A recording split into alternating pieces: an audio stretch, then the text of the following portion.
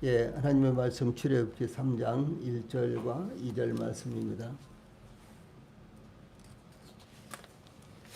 하나님의 말씀 출애굽기 3장 1절과 2절 말씀입니다. 제가 봉독을 해드리겠습니다. 하나님의 말씀 출애굽기 3장 1절과 2절입니다. 모세가 그의 장인 미디안 제사장 이드로의 양떼를 치더니 그 떼를 광야 서쪽으로 인도하여 하나님의 산 호렙에 이르매 여호와의 사자가 떨기나무 가운데로부터 나오는 불꽃 안에서 그에게 나타나시니라. 그가 보니 떨기나무에 불이 붙었으나 그 떨기나무가 사라지지 아니하는지라. 아멘. 출애굽기 3장 1절과 2절 말씀 봉독을 해드렸습니다. 오늘 저녁에는 출애굽기 3장 1절과 2절 말씀을 통해서 부르심을 받는 조건, 부르심을 받는 조건 이런 주제로 말씀을 전해드리겠습니다. 사도행전 7장 23절에는 나이가 40이 되매 그 형제 이스라엘 자손을 돌볼 생각이 나더니 라고 모세가 애굽을 떠나 미디안 광야로 도피할 때 그의 나이가 40세였다라고 하는 것이 기록되어 있습니다. 또한 사도행전 7장 30절에는 40년이 참에 천사가 시내산 광야 가시나무 떨기 불꽃 가운데서 그에게 보이거늘 라고 모세가 하나님의 부르심을 받았을 때 그의 나이가 이제 애굽을 떠나온 지가 40년이 지났다라는 것을 말씀하고 있습니다. 모세가 미디안 광야에서 40년을 머물렀으므로 모세가 하나님의 부르심을 받아 애굽으로 돌아와 애굽 왕 바로 앞에 섰을 때 그의 나이 80세가 였던 것을 증거하고 있습니다. 그러므로 그들이 바로에게 말할 때 모세는 80세였고 아론은 83세였더라 라고 출애굽기 7장 7절에서 밝히고 있습니다. 또한 모세가 죽을 때 나이 120세였으나 그의 눈이 흐리지 아니하였고 기력이 쇠하지 아니하였더라 라고 이 모세의 생애가 120세로 끝났다는 것을 신명기 34장 7절에서는 증거하고 있습니다. 이와 같이 모세의 생애는 각각 40년의 세 구간으로 이루어졌다는 것을 나타낸 것입니다. 모세가 애굽에서 태어나서 40년 동안 애굽에서 성장하고 또 머물렀고, 그리고 이제 미디안 광야로 나와서 또 40년 동안 이제 이드로의 약물을 치면서 보냈고, 다시 애굽으로 돌아가서 이스라엘 백성들을 이끌고 이제 광야 생활한 것이 또 40년. 그래서 40년 이렇게 해서 모세가 120세가 되었을 때 하나님의 부르심을 받았다. 이렇게 기록되어 있습니다. 이 성경에서 40이라는 숫자는 하나님께서 시험하신 기간을 가리키고 있습니다. 창세기 7장 4절, 12절, 17절, 사무엘상 17절, 16절 등 이런 의미를 가리키고 있습니다. 또 모세는 이스라엘 백성들을 이끌고 출애굽하여 광야에서 40년 동안 이스라엘 백성들을 인도했던 것이 출애굽기 16장 35절을 비롯해서 아주 여러 군데 나타나고 있습니다. 모세는 두 차례에 걸쳐 시내산에 올라가 40일 40야를 머물렀다라고 하는 것도 출애굽기 24장 18절 등등의 여러 곳에 나타나고 있습니다. 율법은 범죄자를 매로 칠 때 40까지 때리도록 정하고 있습니다.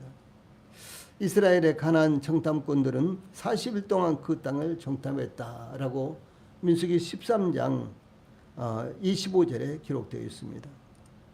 이스라엘의 초대 왕인 사울과 그 뒤를 이은 다윗과 솔로몬은 40년 동안 각각 통치를 했습니다. 엘리야는 이세벨을 피해 40주 40야를 행하여 하나님의 산 호렙에 이르렀다라고 열왕기상 19장 8절에 기록하고 있습니다. 이 선지자 요나는 니느웨에 들어가 하룻길을 행하며 40일이 지나면 니느웨가 무너지리라 라고 요나서 3장 4절에 요나가 외친 내용이 기록되어 있습니다. 예수님께서 공생애를 시작하면서 40년 동안 마귀에게 시험을 받으셨습니다. 또한 예수님께서 부활하신 후 40일 동안 이 땅에 머무시면서 하나님의 나라의 일을 말씀하신 후에 승천하셨다라고 사도행전 1장 3절에 기록되어 있습니다. 이와 같이 모세가 애굽에서 바로의 공주의 아들로서 40년을 보내다가 애굽을 떠나 미디안 광야에서 40년 동안 미디안 제사장의 약물을 치던 중 하나님의 부르심을 받았던 것입니다. 이제 모세가 이와 같이 부르심을 받는 조건, 그리고 이 말씀을 통해서 저희들이 하나님의 부르심을 받는 조건은 무엇인가? 첫째로 1절 전반부에 양떼를 치는 가운데 모세가 부르심을 받았다라고 하는 사실입니다. 모세가 그의 장인 미디안 제사장 이도로의 양떼를 치더니 1절 전반부에서 이런 말씀이 나오죠. 미디안 제사장 이도로와 루엘은 출애굽기 2장 18절에 나온 루엘은 동일한 사람으로 본명은 루엘이며 이제 이도로는 제사장이 된 후 부르게 된 이름으로 보입니다. 또한 호밥이라는 이름도 나오는데 모세가 그 장의 미디안 사람 루엘의 아들 호밥에게 이르되 여호와께서 주무하신 곳으로 우리가 진행하나니 우리가 동행하자라는 말씀에서 호밥은 미디안 제사장 이드로의 아들이라고 소개되어 있습니다. 이 모세는 애굽에서 미디안 광야로 도피하였을 때 미디안 제사장 루엘의 가정에 받아들여졌는데 미디안 제사장 루엘은 그의 딸 시보라를 모세에게 주어 아내를 삼게 하였고 모세는 시보라에게서 아들 게르솜을 낳았습니다. 모세가 미디안 광야에서 40년을 가면서 이드로의 약물을 쳤는데 이것은 하나님의 백성을 인도할 목자가 되기에 앞서 양들을 인도하는 목자로서 훈련받고 있었다는 것을 의미합니다. 모세는 당연히 그 자신이 하나님의 백성들을 인도할 목자가 되기 위해 훈련받고 있다는 것을 알지 못했습니다. 요셉은 애굽에 팔려 총리가 되기 전에 수위대장 보디발의 집에서 가정총무로서 가서 일을 돌봤으며 또 왕의 죄수들을 가두는 감옥에 갇혔을 때는 간수장이 옥중 죄수를 다 요셉의 손에 맡기므로 그 재반 사물을 요셉이 처리했다라고 창세기 39장에 나타나고 있습니다. 이 다윗은 베들레헴에서 아버지의 양떼를 치는 목자로서 어린 시절을 보냈습니다. 이 말씀은 사무엘상 16장 11절 17장 34절로 36절에 나타납니다. 애굽의 궁궐에 거하던 모세는 도망자로서 미디안 제사장 이드로의 도움으로 가정을 이루었으며 장인 이드로의 약물을 치는 것을 감사하게 생각하고 받아들이고 있었을 것으로 짐작을 합니다. 하나님께 귀하게 쓰임받는 하나님의 종들은 그들이 이와 같은 쓰라린 교훈을 받고 있을 때 그들이 하나님께 쓰임받기 위해 훈련받고 있다는 것을 알지 못했습니다. 그러나 하나님은 그들을 쓰시기 전에 하나님의 손길에 의해 훈련받게 하셨는데 그들이 하나님의 대리자로 혹은 도구로 쓰임받기 위해 훈련받는다는 것은 대단히 중요한 것이었습니다. 모세에 대해서 사도행전 7장 22절에서는 모세가 애굽 사람의 모든 지혜를 배워 그의 말과 하는 일들이 능하더라 라고 증거하고 있습니다. 모세는 애굽의 바로의 궁에서 40년 동안 애굽 사람의 모든 지혜를 배워 그의 말과 하는 일들이 능하였습니다. 애굽의 바로의 궁에서 가르치는 애굽의 모든 지혜와 학문으로서는 모세를 능가할 사람이 없었을 것이며 모세로서는 애굽의 궁에서 더 이상 배워야 할 만한 것도 없었을 것입니다. 왜냐하면 40년 동안 애굽에서 최상의 교육을 받았기 때문에 이제 더 이상 무엇인가 배워야 할 것이 아마 없었을 것입니다. 그러므로 인간적인 관점에서 볼 때 모세가 하나님의 쓰임을 받기 위해 광야에서 또 다른 훈련을 받을 필요가 있었을까? 전혀 없었을 것입니다.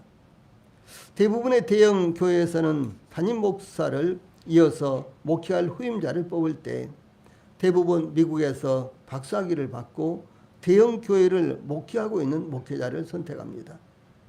예, 그런 경우와 비교한다면 모세만큼 잘 갖춰진 일꾼이 또 있겠습니까? 그러나 하나님은 모세를 미디안 광야로 보내셔서 이드로의 약물을 치면서 40년이나 훈련을 받게 하신 것입니다. 모세가 미디안 광야에서 40년 동안 훈련받는 것은 사람의 방법이나 사람의 학문을 배운 것이 아니었습니다. 하나님께서 모세를 하나님의 약물을 인도할 일꾼으로 쓰시기 위해 먼저 이드로의 약물을 치도록 훈련하셨습니다. 하나님의 손에 쓰임받기 합당하기 위해서는 하나님의 손에 의해서 훈련받아야 하는 것입니다. 사람의 손은 하나님께서 쓰시기에 합당한 그릇을 결코 만들어낼 수가 없다라고 하는 사실입니다. 모세가 그의 장인 미디안 제사장 이드로의 양떼를 치더니에서 모세는 이스라엘 사람이지만 애굽 사람으로 성장하여 애굽의 학문과 지혜를 배웠습니다. 창세기 46장 34절에 보면 애굽 사람은 다 목축을 가증히 여기나니 이런 말씀이 나옵니다. 예, 그런데도 모세는 애굽 사람들이 가증히 여기는 약물을 치는 목자의 생활을 했던 것입니다.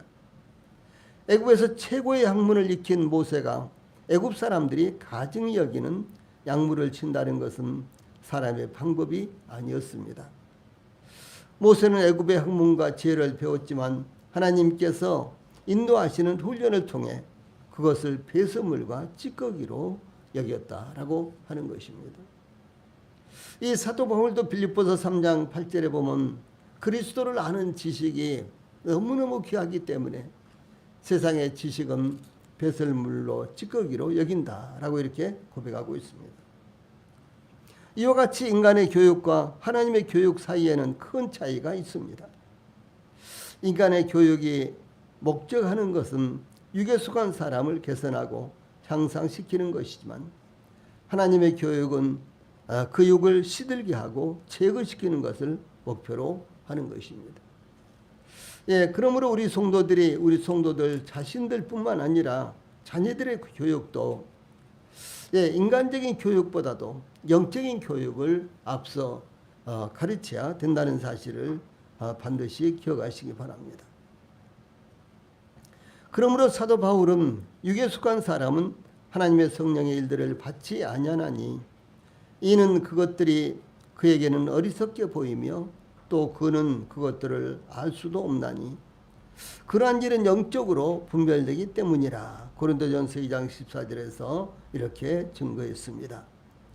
인간의 방법대로 육에 속한 사람을 아무리 교육시켜도 영적인 사람으로 만들 수 없는 것입니다.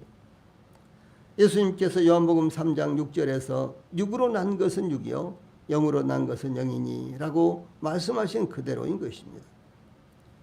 교육받은 사람으로서 하나님의 일에 성공을 거둘 수 있다면 누구보다도 모세가 성공적인 사역을 할 수 있었을 것입니다.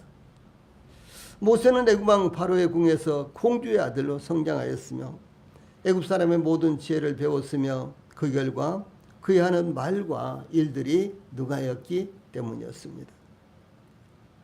이 사도 바울은 사도행전 22장 3절에서 나는 유대인으로 길리기아 다소에서 났고 이 성에서 자라 가말리엘의 문화에서 우리 조상들의 율법에 엄한 교훈을 받았고 오늘 너희 모든 사람처럼 하나님께 대하여 열심히 있는 자라 이렇게 고백을 했습니다.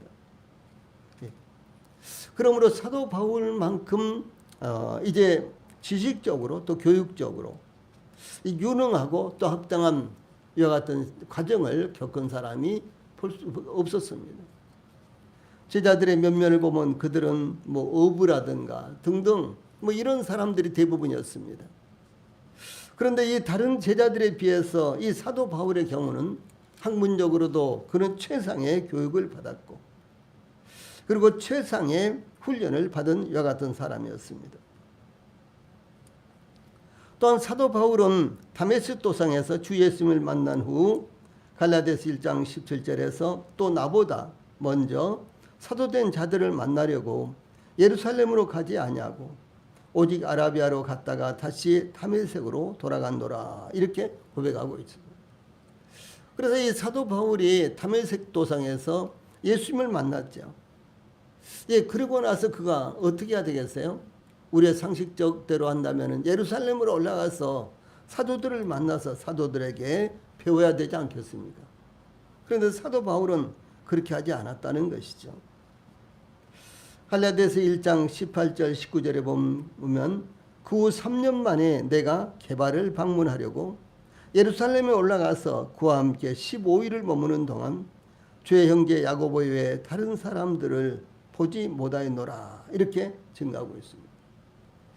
그래서 이제 사도 바울이 나중에 예루살렘에 올라갔지만 주의 형제 야고보 외에 아무도 보지 못했다. 그러니까 사도 베드로라든가 안드레라든가 요한이라든가 야고보라든가 이런 다른 사도들을요 보지 못했다. 그래서 이 사도 바울은 그런 다른 사도로부터, 그러니까 전통적으로 예수님으로부터 선택을 받고 예수님과 함께 이제 예수님으로부터 훈련을 받고 함께 거주했던 12 제자들, 가룟 유다를 뺀다고 할지라도 11명의 제자들과 함께 이제 사도 바울은 그들로부터 어떤 교육을 받지 못했다라고 이렇게 증가하고 있습니다.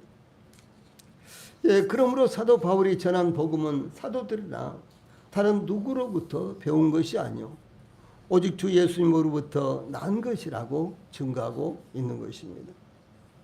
주 예수님께서 공생애를 시작하시기 전 사생활로 보내신 시간이 공생애로 보내신 시간보다 무려 10배나 더 되었다라고 하는 것입니다.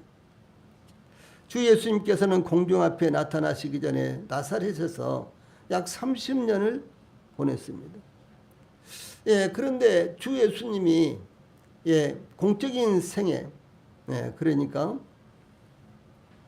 예수님께서 공생애를 보낸 시간은 약 3년으로 이렇게 볼 수가 있죠. 그러므로 주 예수님께서 개인적인 사적인 생활을 한 것이 공생애 보낸 것보다도 10배나 많았다라고 하는 사실은 대단히 의미가 있는 것입니다. 이것을 다른 말로 하면 주 예수님께서는 무려 이 공생애 보낸 것보다도 무려 10배나 더 개인 생활하면서 자기 훈련을 거쳤다라는 사실을 알 수가 있는 것입니다. 심지어 예수님은 공중 사역 때에도 사람들의 눈을 피해 조용한 곳이나 산으로 가셔서 하나님과 친근하고도 거룩한 교제를 자주 가지셨던 것입니다. 그러므로 모세가 바로의 궁에서 애굽 사람의 모든 지혜를 배워 그의 말과 일들에 능하였다는 것이 헛되다는 것은 아닙니다. 다시 말해서 우리가 세상 교육을 받는 것이 헛되다라고 이렇게 말씀드리는 것은 아닙니다. 그러나 모세가 미디안 광야에서 이드로의 약물을 친 것은 모세의 사역에 있어서 없어서는 안 될 필수 사항이었다라는 사실을 여기서 말씀하고 있는 것입니다. 우리 성도들도 이와 같은 공중 예배라든가 이런 시간만이 아니라 개인적으로도 하나님 앞에 무릎을 꿇고 엎드려서 하나님과 교제하는 시간을 가지시기를 바랍니다. 개인적으로도 복음을 전하는 시간을 가지면서 그것이 훈련이 되기를 바랍니다.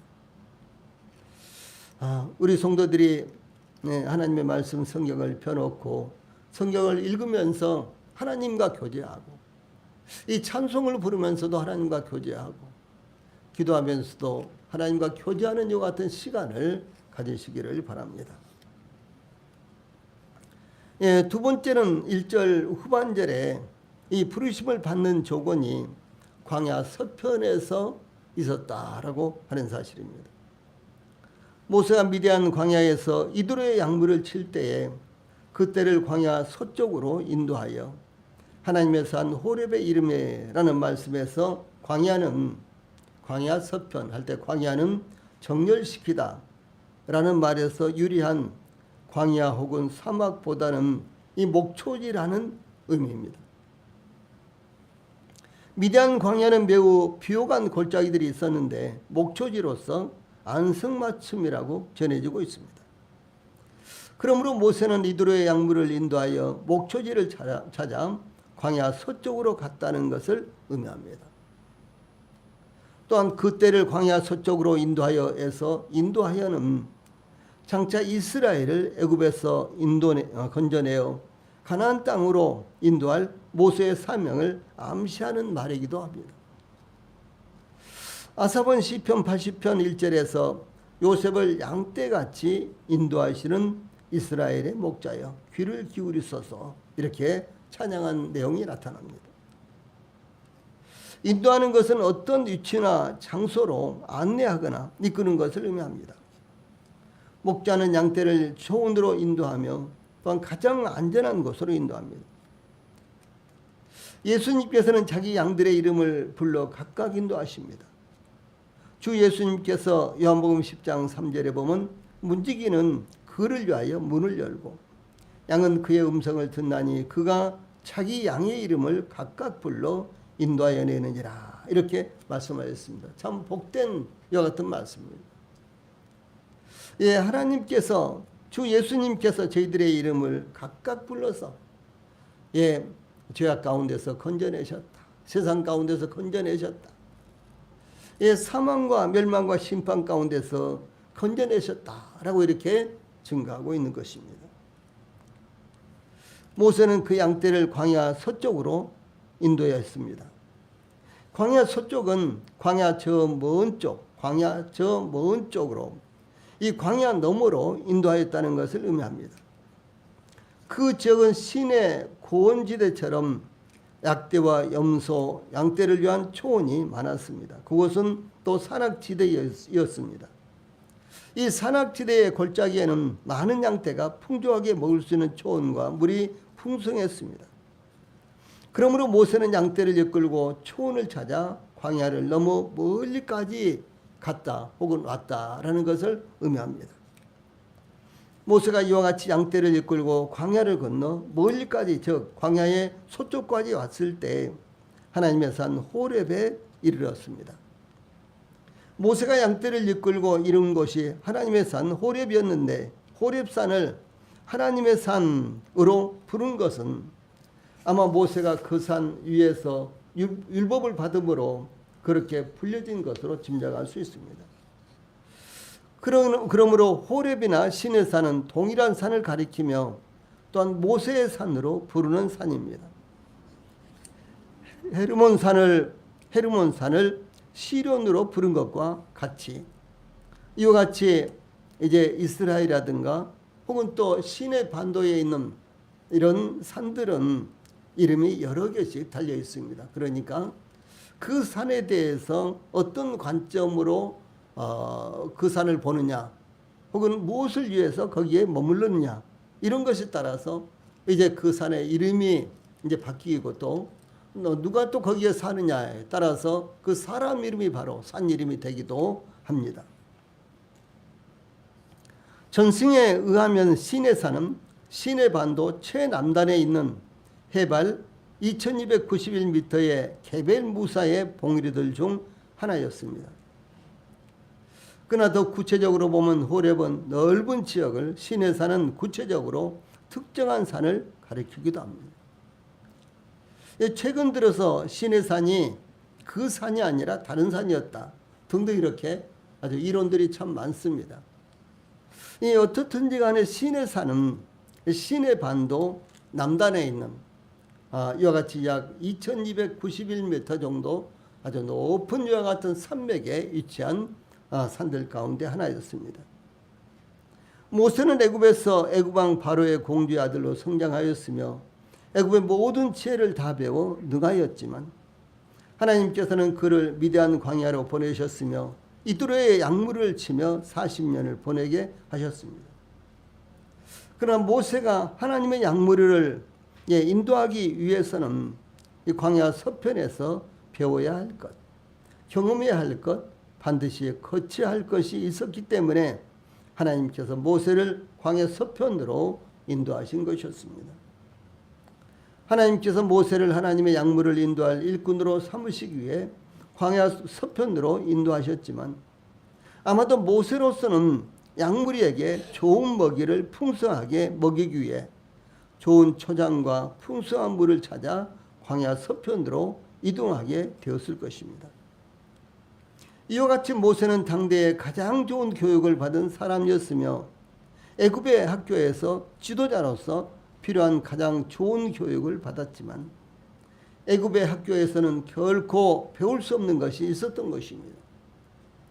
하나님은 모세에게 그것을 가르치기 위해서 광야 서편에 하나님의 학교로 인도하신 것입니다. 누구든지 광야 서편의 영적인 학교에 나와야만 하나님으로부터 배울 수가 있는 것입니다. 그러므로 광야 서편의 영적인 학교는 광야나 산에만 있는 것이 아니라 우리가 머무는 공간 어디든지 있을 수 있는 것입니다. 다만 우리의 경험과 우리의 생각을 버릴 때 우리는 그 학교에 이를 수 있는 것입니다. 선지자 이사야는 이사야서 50장 4절에서 주 여호와께서 학자들의 혀를 내게 주사 나로 곤고한 자를 말로 어떻게 도와줄 줄을 알게 하시고 아침마다 깨우치시되 나의 귀를 깨우치사 학자들 같이 알아듣게 하시도다, 이렇게 증거했습니다. 그러므로 선지자 이사야는 밤낮 없이 하나님으로부터 이와 같이 훈련받고 배웠다라고 하는 것을 증거하고 있습니다. 저희들도 동일하게 매일매일의 삶이 하나님으로부터 훈련받는 시간들이 되어서 하나님 앞에서 참으로 귀하게 쓰임받는 우리 성도들이 되시기를 바랍니다. 세 번째로 2절 후반 2절 전반부에 신비한 떨기나무와 같이 이제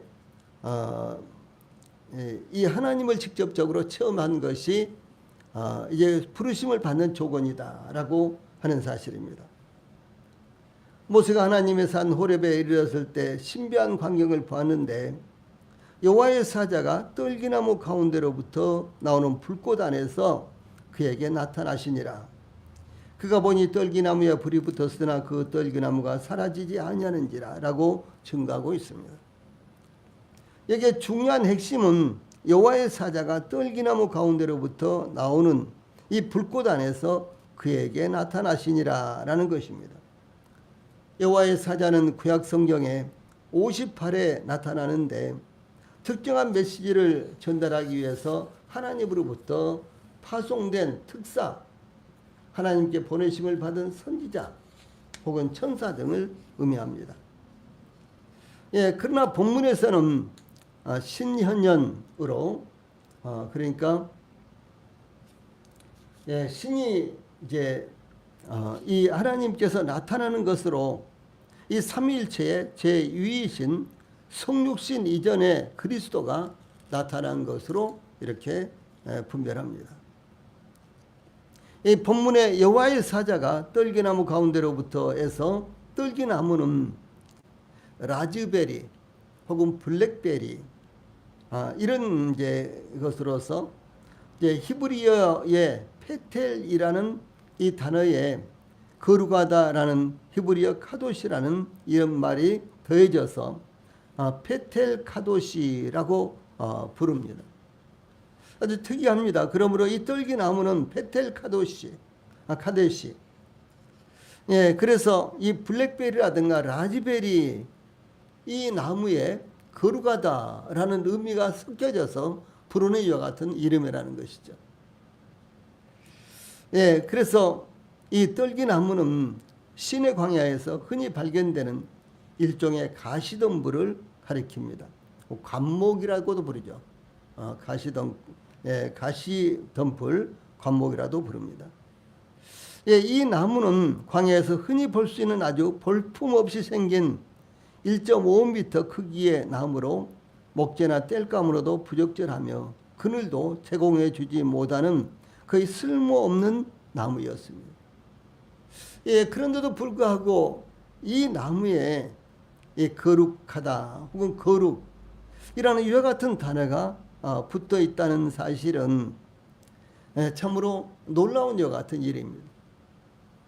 즉 아무런 쓸모없는 나무라고 할지라도, 아무런 쓸모없는 사람이라고 할지라도 하나님께서 바로 거기에 함께 계시면다면 놀라운 역사를 이룰 수 있다라는 사실을 먼저 말씀하고 있는 것입니다.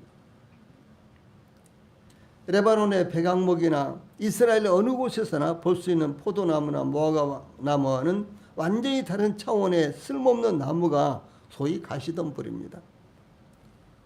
모세가 광야에서 만난 떨기나무는 노예로 전락하여 곰핍하고 메마른 생활을 하고 있는 이스라엘 백성의 현실을 상징하며 또한 모세의 모습을 드러내고 있는 것입니다. 이 떨기나무는 이 노예 생활을 하는 이스라엘 백성들, 그래서 소망도 없고 아무런 능력도 없는 이스라엘 백성들을 의미하고, 그런가 하면 그 백성 이스라엘을 돌아볼 마음을 갖고 있었으나 이제 실패하고 광야로 도망 나온, 사실은 의지할 곳도 갈 곳도 오라는 곳도 없는 이 방황하는 모세와 같은 사람, 이런 사람을 상징적으로 보여주고 있다라고 하는 것입니다. 그러나 하나님께서 떨기나무와 함께 하신 것처럼 하나님께서 이스라엘 백성들과 함께 하셨고 모세와 함께 하셨을 때 하나님 앞에 참으로 귀한 존재가 되고 있다라는 사실을 말씀하는 것입니다.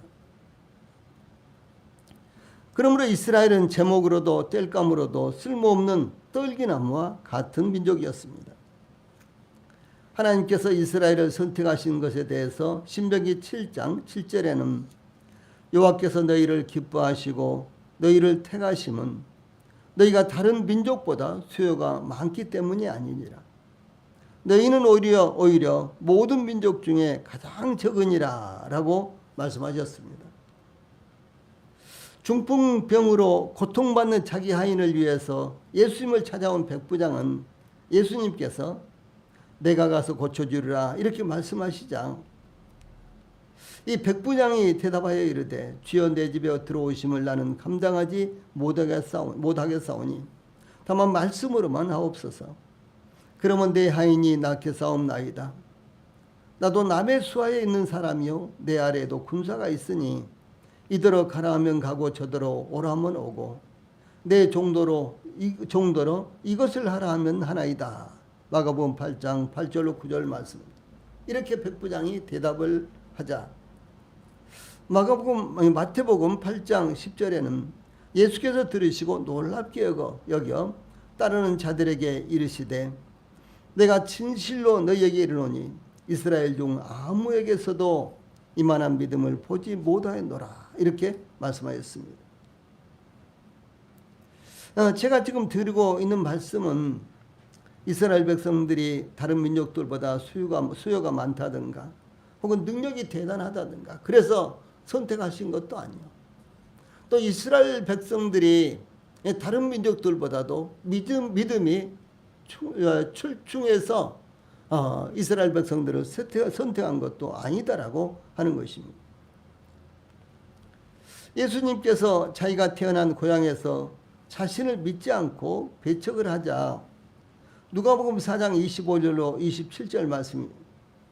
내가 참으로 너에게 이르노니 엘리야 시대에 하늘이 3년 6개월간 닫히어 온 땅에 큰 흉년이 들었을 때에 이스라엘에 많은 과부가 있었으되 엘리야가 그중 한 사람에게도 보내심을 받지 않고 오직 시돈 땅에 있는 사렙다의 한 과부에게 뿐이었으며 또 선지자 엘리사 때에 이스라엘에 많은 나병 환자가 있었으되 그 중에 한 사람도 깨끗함을 얻지 못하고 오직 수리아 사람 나만 뿐이니라 이렇게 말씀하셨습니다. 즉 이스라엘은 수요로도 믿음으로도 이스라엘은 선택받을 만한 조건을 갖추지 못했다라고 하는 것 사실을 주 예수님께서 증거하신 것입니다. 엘리야 때 이제 이스라엘에 3년 6개월 동안이나 흉년이 들었는데 그런데 그 이스라엘에 많은 과부들이 있었지만은 그러나 사르밧의 한 여인 과부, 그 과부만 하나님의 기적을 통해서 공급을 받고, 다시 말해서 엘리야를 보내셔서 그 과부를 공급하셨는데, 그런데 이스라엘은 많은 과부가 있었지만 하나님께서 한 사람에게도 선지자를 보내지 않았다, 이렇게 말씀하신 것입니다. 또 엘리사 시대에는 이스라엘에 많은 나병 환자들이 있었는데 오직 하나님께서 수리아의 나만 장군, 그 나병 환자에게 이제 엘리사와 연결을 시켜서 그 나병 환자 나만을 고치셨다, 이렇게 말씀하고 있는 것입니다. 그러므로 소위 엘리야 시대에도 엘리사 시대에도 이스라엘은 하나님의 긍휼을 입을 만한 이와 같은 사람이 한 사람도 없었다라는 사실을 말씀하는 것입니다. 이와 같이 이스라엘은 이 선택을 받을 만한 조건을 전혀 갖추지를 못했다라고 하는 사실입니다. 또한 가나안 족속을 멸망시키고 그 땅을 이스라엘에게 주실 것에 대해서 내가 가서 그 땅을 차지함은 내 공의로 말미암음도 아니며 내 마음이 정직함으로 말미암음도 아니요 이 민족들이 악함으로 말미암아 내 하나님 여호와께서 그들을 내 앞에서 쫓아내심이라. 여호와께서 이같이 하심은 내 조상 아브라함과 이삭과 야곱에게 하신 맹세를 이루려 하심이라 라고 신명기 9장 5절에 말씀하셨습니다. 참 얼마나 놀라운 말씀인가요? 이스라엘의 공로가, 그러니까 가나안 땅을 이스라엘 백성들이 이제 확보한 것은, 가나안 족속들을 물리치고 이스라엘 백성들이 가나안 땅을 차지한 것은 이스라엘의 공로가 아니다라고 하는 것입니다. 그러므로 이런 말씀들을 통해서 우리도 착각하지 않아야 하는 것입니다. 절대로 우리가 잘나서 예력이 좋아서 순수한 마음을 가졌으므로 믿음이 좋아서 구원받은 것이 아니다라고 하는 사실입니다. 즉 하나님의 긍휼하심을 입지 않았더라면 저희들도 구원받지 못한 사람들과 혹은 입으로만 주여 주여 하고 외치는 그런 사람들과 똑같이 저희들도 구원받지 못했을 것이다 라고 하는 사실입니다. 이와 같이 이스라엘은 보잘것이 없는 민족이었습니다. 미디안 광야에서 이두로의 약물을 치는 모세 또한 보잘것없는 떨기나무와 같았습니다. 더 나아가서 예수님도 이와 같은 모습으로 세상에 오셨으며 또한 생활을 하셨던 것입니다. 그 떨기나무에는 불이 붙어 있었습니다. 그러나 그 불은 떨기나무를 태우지 못했습니다. 그 떨기나무는 불이 붙었지만 불을 견디고 있었습니다. 이것은 애굽에서 노예 생활하는 이스라엘을 의미하며 또한 약물을 치는 모세를 의미합니다. 하나님께서 그들과 함께 하실 때 그들은 불도 견뎌냈던 것입니다. 그러므로 우리는 우리 자신 때문이 아니라 하나님의 은혜 때문에 우리가 구원받고 믿음으로 살아가고 있다는 것을 잠시라도 잊지 않아야 하는 것입니다. 불같은 시험이 온다고 할지라도 하나님께서 저희들과 함께 하신다면 저희들의 능력으로 저희들의 힘으로 저희들이 이겨낼 수 있는 것이 아니라 하나님께서 저희들과 함께 하실 때 넉넉하게 이겨낼 수 있다라는 사실을 저희들에게 보여주고 있는 것입니다. 불이 붙은 떨기나무, 그 떨기나무는 바로 이스라엘을 의미하고 그 떨기나무는 바로 도망자 모세를 의미하고 그 떨기나무는 바로 저희들을 구원하시기 위해서 이 세상에 오신 주 예수님을 의미하고 불이 붙은 떨기나무, 바로 그 떨기나무는 이 거친 세상을 살아가고 있는 바로 저희들을 의미한다라는 사실을 오늘 밤 우리 모든 성도들이 기억을 하시기를 바랍니다. 기도하시겠습니다.